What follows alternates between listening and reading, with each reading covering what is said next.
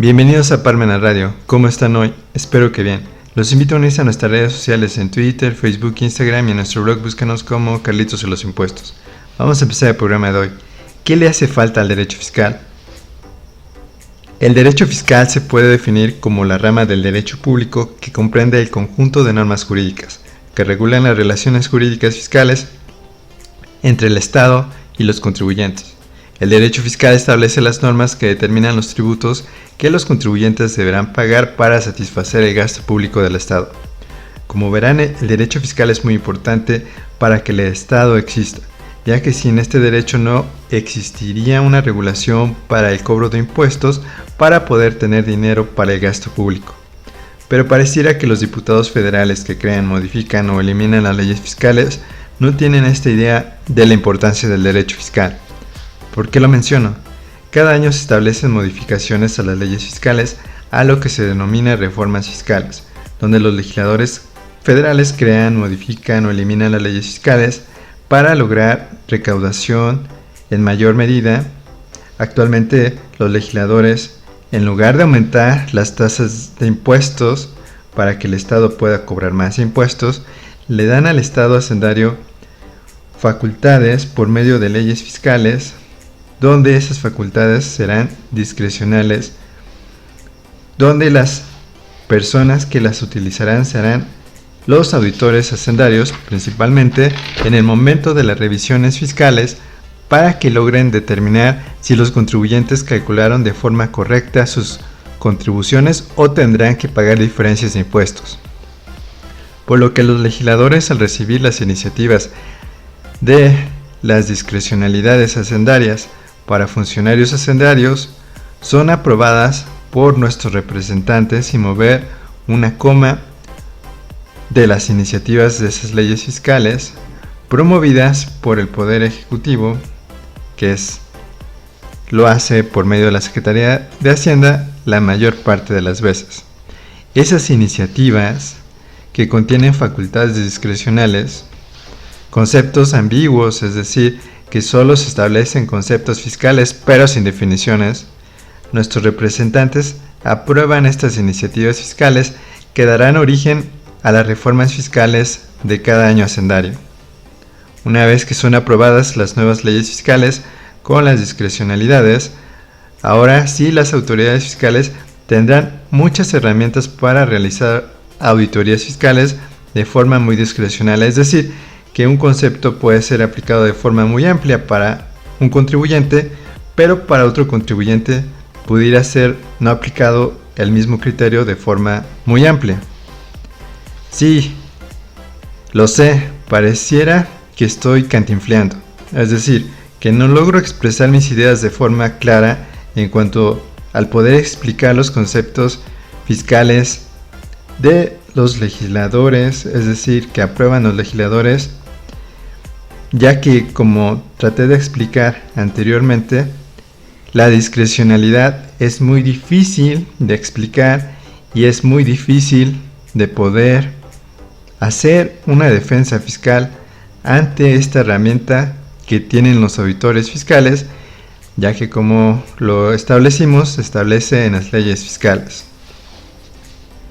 Esa es la vida de los contribuyentes, asesores fiscales, legisladores y jueces fiscales que se encuentran en el Tribunal de Justicia Fiscal Administrativa, es decir, tratar de descifrar todos estos conceptos que dan por origen la discrecionalidad fiscal. En la actualidad, los grandes juristas están en la espera de que un contribuyente se defienda de los conceptos discrecionales aprobados por nuestros legisladores federales, ya que de un juicio fiscal llamado juicio de nulidad pueden provenir tesis fiscales para dar claridad a los conceptos fiscales sin definición dentro de las leyes fiscales. Pasan 2 o 3 años después de haber sido aprobado leyes fiscales con conceptos sin definición que dan, como dijimos, a las autoridades fiscales facultades discrecionales porque pueden ocupar el concepto fiscal a su conveniencia en las revisiones fiscales, dejando a los contribuyentes en total inseguridad jurídica. Según dicen los grandes abogados fiscalistas, que si se lograra corregir que desde que se crean las leyes fiscales existen definiciones claras para los nuevos conceptos fiscales, esto dejaría sin trabajo a los grandes abogados fiscalistas porque ya no existiría nada que defender en contra de las autoridades hacendarias.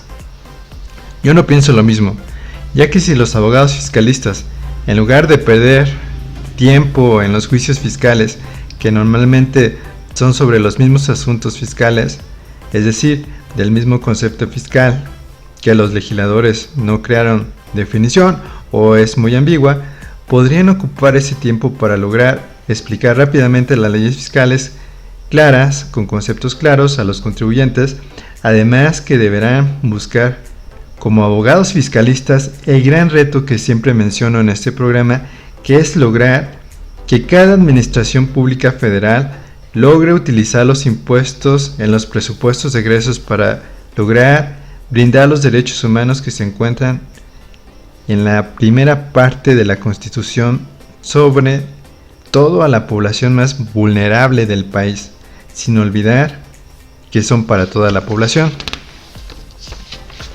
Los abogados fiscalistas deberán pensar en esta idea para que en lugar que se les pasen los años, décadas o su vida luchando por leyes imperfectas fiscales, donde defenderán solo a los que puedan pagar y tal vez algún caso pro bono, pero en algún momento se sentirán decepcionados, que es el mismo ciclo fiscal de defensa. Cada año, tal vez ahora con nuevos conceptos fiscales, sin definición o una definición ambigua, pero al final será lo mismo de siempre. Me gustaría un derecho fiscal que desde el inicio se logre mejorar, es decir, desde la legislación federal fiscal, una vez creada con leyes fiscales casi perfectas. El segundo gran reto será que las autoridades hacendarias logren educar a la población de esas leyes fiscales en lugar de establecer multas por no cumplirlas.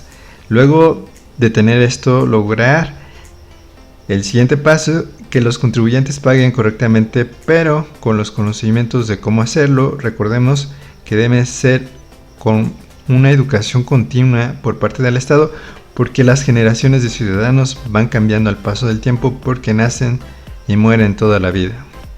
Una vez que se logra lo anterior, sigue lo más importante, el correcto uso de los impuestos por parte del Estado, que sería un correcto uso por medio de los presupuestos de egresos, donde se brinden los derechos humanos que se establecen en la primera parte de la Constitución Política de los Estados Unidos Mexicanos.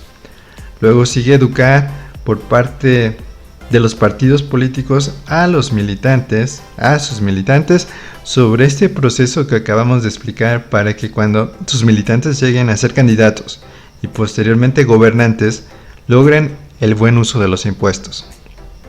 Ciertamente, solo somos ciudadanos, pero debemos ofrecer ideas para que nuestra sociedad mejore. En este caso, que mejore el derecho fiscal. Vamos a comerciales y regresamos. Ya regresamos. El tema de hoy: cómo mejorar el derecho fiscal. En la actualidad, en el derecho fiscal se está utilizando un concepto fiscal que no tiene definición. Me refiero al de la materialidad de operaciones. La idea de este concepto es que los auditores fiscales buscan la materialidad de operaciones de las empresas, es decir, que exista veracidad que existieron esas operaciones comerciales, ya que por la creación de las empresas factureras que se utilizaron para pagar menos impuestos, es decir, como una estrategia fiscal, se creó por parte de la Secretaría de Hacienda una iniciativa para establecer este concepto, que después aprobaron los legisladores el concepto de materialidad de operaciones, pero sin definición alguna. Pasó el tiempo y apenas en este 2023 se logró conocer una primera definición de materialidad de operaciones en una tesis aislada que establece lo siguiente. El título de la tesis: materialidad de las operaciones amparadas en comprobantes fiscales. El estándar probatorio para acreditarla no debe ir más allá del objetivo y razonable, en relación con la naturaleza de la operación verificada. Hechos: una persona impugnó en el juicio de nulidad la resolución de la autoridad fiscal, donde determinó que no acreditó la materialidad de las operaciones realizadas con su proveedor. Criterio jurídico: este tribunal colegiado de circuito determina que cuando el contribuyente debe acreditar la materialidad de las operaciones amparadas en comprobantes fiscales. El estándar probatorio no debe ir más allá del objetivo y razonable en concordancia con la naturaleza de la operación verificada, sin que pueda válidamente exigirse al contribuyente demostrar extremos imposibles o desmedidos. Justificación: el Código Fiscal de la Federación no establece reglas sobre la prueba de la materialidad de las operaciones sujetas a verificación. Como pudimos observar, esta primera definición de materialidad de operaciones establece que el estándar probatorio no debe ir más allá del objetivo y razonable en concordancia con la naturaleza de la operación verificada, sin que pueda válidamente exigirse al contribuyente demostrar extremos imposibles o desmedidos. Sin duda una buena definición, porque establece que la autoridad fiscal no puede ir más allá de lo razonable, sino obligar a demostrar extremos o imposibles. Pongamos un ejemplo. Llega la autoridad fiscal a revisar las facturas de compra de mercancías. Supongamos que compramos ropa. Para empezar, le debemos enseñar a las autoridades fiscales la contabilidad, es decir, el registro de almacén, las facturas de compra, las instalaciones del almacén, pero detalles como las placas de los camiones de los proveedores que llegaron a dejar la mercancía, o el nombre de los repartidores que llegaron a dejar la mercancía, sus cines de esos choferes que llegaron a dejar la mercancía, sería imposible de probar, ya que nuestra función como empresarios es comprar y vender mercancía. No tenemos una labor de policía para recabar toda esa información, aunque parezca broma. En algunos criterios de autoridades fiscales solicitan tal información para poder cubrir la materialidad de operaciones, que es imposible de obtener. Por lo que, respondiendo a la pregunta de hoy, ¿qué le hace falta al derecho fiscal? La respuesta es que tanto las iniciativas hacendarias de leyes fiscales como nuestros representantes legislativos busquen una perfección en las leyes fiscales, es decir, que sean claras, es decir, que tengan conceptos claros, fáciles de cumplir por parte de los contribuyentes para que se paguen impuestos y que el Estado los utilice correctamente.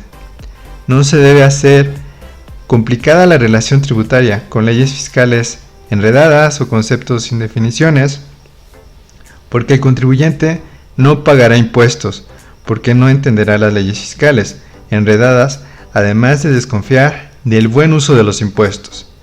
Así lo deberían de entender y observar los gobernantes, los legisladores, pero parecieran que cada sexenio tiene otra idea jurídico-fiscal, por lo que vuelven difícil lo que debería ser fácil.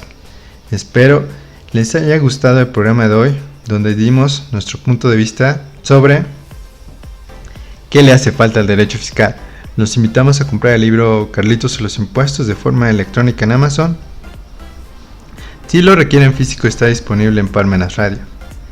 Y recuerden que los impuestos no es un castigo, siempre que se ocupen para que se nos brinden nuestros derechos humanos por parte de los gobernantes en turno.